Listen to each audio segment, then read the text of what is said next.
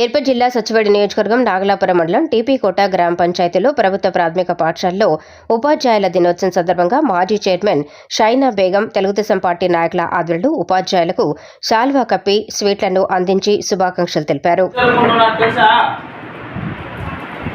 మన దేశానికి మొట్టమొదటి ఉపరాష్ట్రపతి సర్వేపల్లి రాధాకృష్ణన్ ఒక టీచర్. ఆయన ఒక టీచర్. ఒకప్పుడు ఆయన టీచర్ స్థాయి నుంచి ఉపరాష్ట్రపతి, ఈ దేశాన్ని శాసించే రాష్ట్రపతి స్థాయికి కూడా ఎదిగాడు ఆయన. అంటే ఈ సమాజాన్ని ఒక దిశానిర్దేశం చేసి సమాజంలో వ్యక్తులకు ఒక మంచి జీవితాన్ని ఇచ్చేది ఎవరంటే ఉపాధ్యాయులు, టీచర్లే. కాబట్టి ఈరోజు మీకు టీచర్లు ఏదైనా బాగా మీకు ఒక మాట చెప్పి కొట్టి హోంవర్క్ రాయమని చెప్పినా కూడా అది మీకోసమే. అది వాళ్ళు ఒక దెబ్బ కొట్టారంటే, ఒక తిట్టంటే అది మీకోసమే, రేపటి మీ భవిష్యత్తు కోసం అది. కాబట్టి మీరు బాగా చదువుకుని ఈ మా గురువులు చెప్పినట్టు, మీ టీచర్లు చెప్పినట్టు హోంవర్క్ చేసుకుని బాగా చదువుకుని మీ సార్ వాళ్ళలాగా మీరు కూడా మంచి జీవితంలోకి మంచి భవిష్యత్తుని నిర్మించుకోవాలి. ఒక గురువుకి టీచర్కి, ఒక గురువుకి స్టూడెంట్కి మధ్య సంబంధం ఎలా ఉండాలంటే, మహాభారతంలో ద్రోణాచార్యుడు ఒక గురువు. ద్రోణాచార్యుడి వారి దగ్గర 100 మంది కౌరవులు, పాండవులు అందరూ కూడా ఆయన దగ్గర విలుద్దులు నేర్చుకున్నారు. కానీ దాంట్లో ఒకే ఒకడు ఎవడు? అర్జునుడు.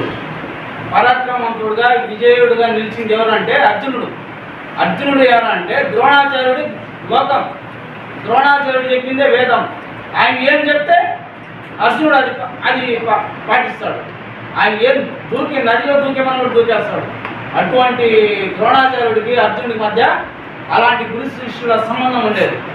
అందుకే మహాభారత చరిత్రలో 2 పేర్లు ఎప్పటికీ శాశ్వతంగా ఉండిపోతాయి. ఒకటి ద్రోణాచార్యుడు, అర్జునుడు.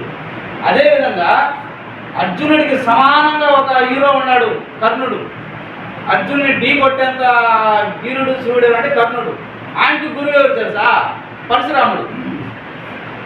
ద్రోణాచార్యుడు, అర్జునుడు వచ్చి ఎంత అన్యోన్యంగా ఉన్నారంటే, పరశురాముడు కర్ణుడు ఒక దశలో పరశురాముడు కర్ణుడిని శపించేశాడు. ఆయన దొంగచాటుగా చెప్పి యుద్ధం నేర్చుకున్నాడు కర్ణుడు. మహాభారత యుద్ధంలో లాస్ట్ రోజు ఆయన శపించింది అంటే, మంచి యుద్ధంలో నేను నేర్పిన విద్యలని నువ్వు మర్చిపోతావు పోరా అనేస్తున్నాడు. ఎవరు?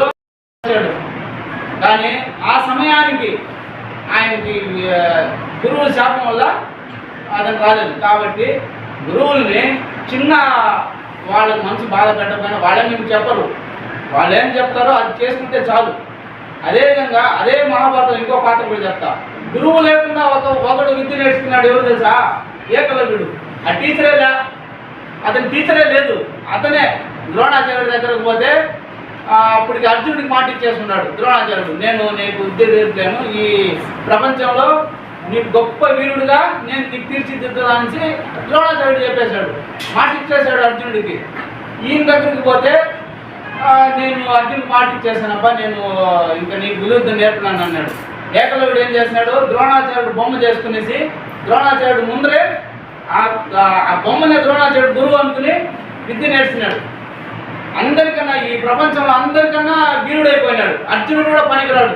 ఒకే కాలంలో 100 బాణాలు సంధిస్తాడు, 10 బాణాలు సంధిస్తాడు. ఎవరు? ఏకలవ్యుడు. ఏమైంది లాస్ట్కి? జరాసంధుడు పక్కన అధర్మంగా చేరినాడు. వీళ్ళిద్దరు రాకుండా పోయి చరిత్రహీనుడిగా మిగిలిపోయాడు. ఎందుకు? గురువుని కూడా గౌరవించాడు. కాబట్టి అధర్మం వైపు నిలబడినాడు. గురువుని గౌరవించే దాంట్లో ఏకలవ్యుడు అడగదాన్ని బొటనవేలు కూడా ఇచ్చేసాడు గురువుకి. బొటనవేలు కోసి ఇచ్చేసాడు ఏకలవ్యుడు. ద్రోణాచార్యుడు అడిగినాడు. ద్రోణాచార్యుడు ఒక సందర్భంలో అడవిలో పోతా ఉంటే ఒక కుక్కకి 10 బాణాలు వేసి 10 బాణాలు తగులుకుని వస్తాం. నేను కుక్క ఎందుకంటే ఎక్కడి నుంచి వస్తున్నది? ఇంత ఒకేసారి 10 బాణాలు వేసేంత మనగాడు ఎవడు రా ఇక్కడ అనేసి ఆ కుక్కను వెంబడిస్తా ద్రోణాచార్యుడు పోతే అక్కడ ఏకలవ్యుడు బాణాలు ఉదయం నేర్చుకుంటున్నాడు. గురువు లేకుండా ఎక్కడ నేర్చుకున్నా అంటే, మీ బొమ్మే మట్టి బొమ్మ చేసుకుని ఆ మట్టి బొమ్మ మిమ్మల్ని అనుకుని నేను చేసుకున్నాను గురువారు అన్నాడు. సరే వీడు వదిలితే వీడు అర్జున్ కన్నా మించిపోతాడని అనుకుని ఏమనుకున్నాడు, నీకేమో కావాలో చెప్పు గురువారి అంటే నాకు నీ బొట్టం వేలు ఇచ్చారు అన్నాడు. అప్పటికప్పుడే ఆ గురువు అడగని బొట్టం వేలు తీసి ఇచ్చేస్తాడు. అంటే గురువు మీద భక్తి కూడా అట్నే ఉండాలి. ఎవరైనా ఇస్తారా పెళ్లి ఇలాంటి గురువు ఆ రోజులో కోసి అట్నే బొట్టం వేలు ఇచ్చేస్తాడు ఏకలవ్యుడు. అటువంటి కాబట్టి గురువుకి శిష్యుడికి మధ్య సంబంధాలు అలా ఉండాలి. వాళ్ళు చెప్పింది మీరు నేర్చుకోవాలి. మీకు ఏదైనా అర్థం కాకపోతే కూడా అడగండి, మళ్ళా నేర్చుకోండి. సరేనా? ఓకే, సరే సార్.